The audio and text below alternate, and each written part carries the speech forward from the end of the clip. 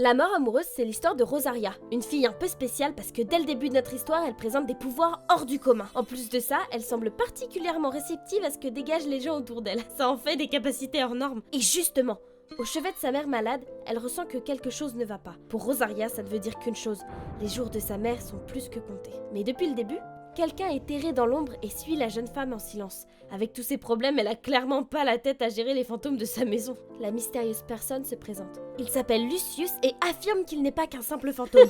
Et il est pas mal non plus. Et soudain, Rosaria le reconnaît. Elle l'avait déjà rencontré alors qu'elle n'était qu'une enfant. Il est celui qui apporte la mort. Il est venu pour sa mère. Mais il est trop tard. Et pourtant, il semble éprouver de la tendresse pour la jeune femme et se montre doux pour la réconforter.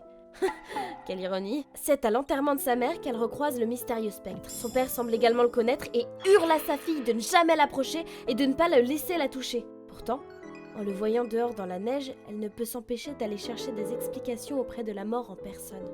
S'il existait un moyen de la sauver, de vous sauver vous-même et tous ceux que vous aimez, le choisiriez-vous, même au prix des pires atrocités?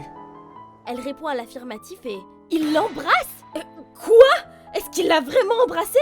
Comment Rosaria fera-t-elle pour vivre avec la mort toujours à ses trousses? Cette présence est-elle une bénédiction ou une malédiction? Vous le saurez en lisant La mort amoureuse, une série d'Harmonie et Nataléa sur Webtoon Factory.